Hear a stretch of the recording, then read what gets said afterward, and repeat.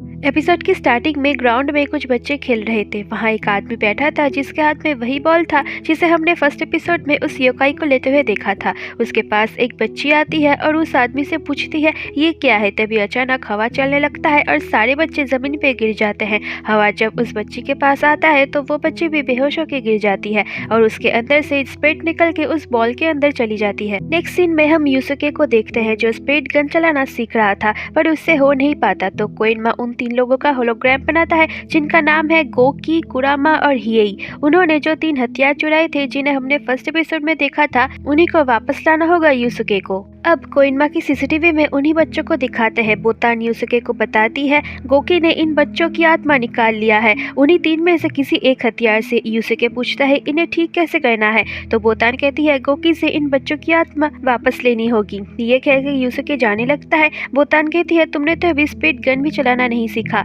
तो यूसुके कहता है उसके लिए तो मेरे हाथ ही काफी है। अब कुआबारा और उसके दोस्तों को हॉस्पिटल में दिखाते हैं। कुआबारा उनसे माफी मांगता है और कहता है तुम लोगों की ये हालत इसलिए हुई है क्योंकि मैं कमजोर हूँ। पर कुआबारा के दोस्त उसे दिलासा देते हुए कहते हैं तुम थे इसलिए हमें कम चोट आई है। पर उसके बाद भी कुआबारा उनसे सॉरी कहता है। कुआबारा यूसुके को रोकता है और उस रात के बारे में पूछता है। यूसुके उसे योकाई और स्पीड एनर्जी के बारे में बताता है। तो कुआबारा को लगता है यूसुके पागल हो गया है। तो बोतान यूसुके को लेकर चली जाती है। कुआबारा कहता है ये लड़की भी पागल है पर उसके दोस्तों को वो लड़की दिखाई नहीं दे रहा था।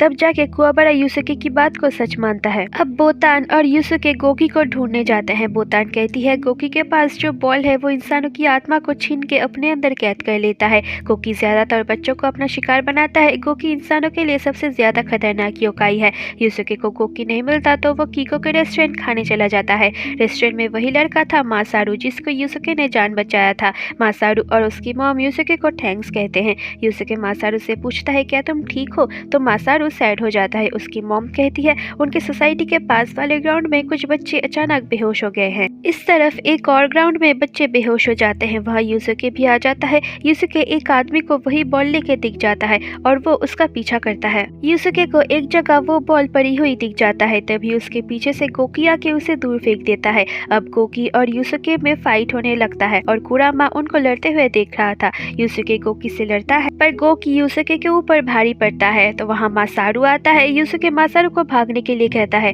गोकी यूसुके को फेंक के अपनी बॉल से हवा ला के मासारू की स्पीड को भी ले लेता है। गोकी मासारू की स्पीड को खाने ही वाला था पर यूसुके उसके ऊपर आके स्पीड गन यूज करता है। गोकी मर जाता है और उस बॉल से सारी बच्चों की स्पीड निकल के अपनी अपनी बॉडी में चले जाते हैं और सारे बच्चे ठीक हो जाते हैं। मासारू भी ठीक हो जाता है। वो दोनों घर जाने लगते हैं पर अभी भी कुरामा उन दोनों को देख रहा था। नेक्स्ट सीन में हमें उसी तारुकामे नाम के बिजनेसमैन को दिखाते हैं जो एक लड़की के हाथ में जलता हुआ सिगरेट लगा देता है। लड़की की आंखों से आंसू आता है और वो आंसू एक मोती में बदल जाता है और इस लड़की का नाम है युकीना। तारुकामे मोती को लेकर चला जाता है। तारुकामे का एक वर्कर युकीना के हाथ में बैंडेज कर देता है। वो आदमी कहता है बस कुछ दिन और इंतजार कर लो फिर मैं तुम्हें यहाँ से ले जाऊंगा। युकीना पूछती है क्यों। तो वो आदमी कहता है क्योंकि तुम मेरी छोटी बहन की तरह लगती हो। ये सुन युकीना खुश होती है। अब हिएई को दिखाते हैं जो उस खंजर से अपने फोरहेड पर कट मारता है जिससे उसे बहुत दर्द होता है। यूसुके और बोतान बात करते हुए जा रहे थे और उन्हें देख के कुआबारा उनका पीछा करता है।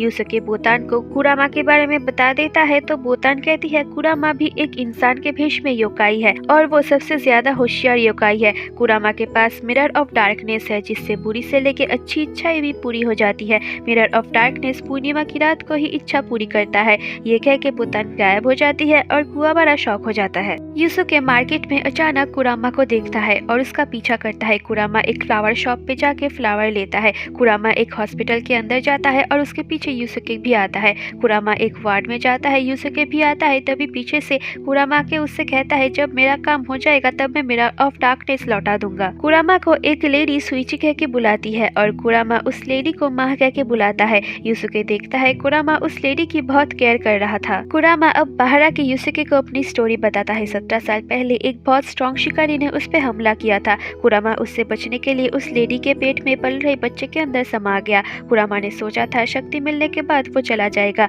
पर उसमें इंसानों जैसी फीलिंग्स तब आई जब उसकी माँ बीमार हो गई। फिर वो अपनी माँ को छोड़कर नहीं जा पाया। कुरामा यूसुके से कहता है डॉक्टर ने कहा है उसकी माँ के पास अब बस एक मंथ है और उसकी विश ये है कि वो मिरर ऑफ डार्कनेस से कहे उसकी माँ को ठीक कर देने के लिए। पीछे कुआवारा भी था, पर दूर होने की वजह से उसको ज्यादा कुछ सुनाई नहीं देता। बोतान रो रही थी और कोइनमा और उसकी मॉम को हमेशा साथ रहने के लिए प्रे कर रही थी, पर कोइनमा कहता है ऐसा कभी नहीं होगा। यूसुके कीको से पूछता है क्या कोई बुरा इंसान अच्छा हो सकता है, तो कीको उसी का ही एग्जाम्पल देती है और कहती है जो लोग तुम्हें नहीं जानते उन्हें लगता है तुम बदमाश हो, पर जो लोग तुम्हें जानते हैं उनको पता है कि तुम बुरे नहीं हो। इसलिए किसी और की बातों को सुन के हमें किसी इंसान को जज नहीं करना चाहिए। बोतान यूसुके को अर्जेंटली बुलाती है और बेचारे को खाना तक नहीं खाने देती। बोतान कहती है कोइनमा ने तुम्हें एक सच नहीं बताया, मिरर ऑफ डार्कनेस इच्छा तो पूरी करता है पर उसके बदले इच्छा मांगने वाले की जान छीन लेता है। वो लोग देखते हैं आज पूर्णिमा की रात है। यूसुके जाने लगता है पर कुआवारा के उसे रोक लेता है और कहता है मैं तुझे उस योकाई की मदद करने नहीं दूंगा, पर यूसुके उसे हटा के चला जाता है। इधर कुरामा की माँ की तबीयत खराब होने लगती है। कुरामा मिरर ऑफ डार्कनेस के अंदर हाथ डाल के अपनी माँ की जिंदगी की विश मांग लेता है।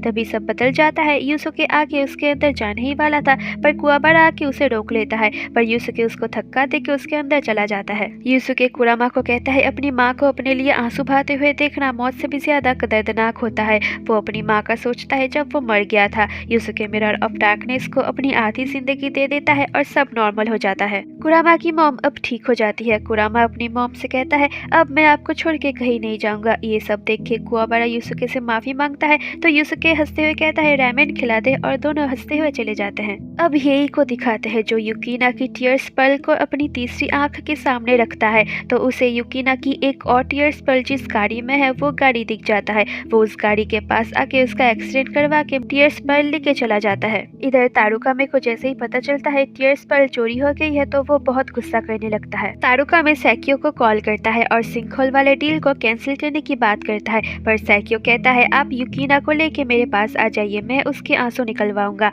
और आप यहाँ सेफ भी रहेंगे। सैकियो अब तोगुरो नाम के एक योकाई को एक काम देता है और इसी के साथ एपिसोड 2 एंड हो जाता है। होप गाइस कि आपको ये एपिसोड और मेरी एक्सप्लेनेशन पसंद आए तो प्लीज वीडियो को लाइक करके चैनल को सब्सक्राइब करना, कमेंट्स करना और वीडियो को बहुत सारा शेयर करना। जल्दी मिलती हूँ आपसे एपिसोड 3 में, तब तक के लिए बाय बाय।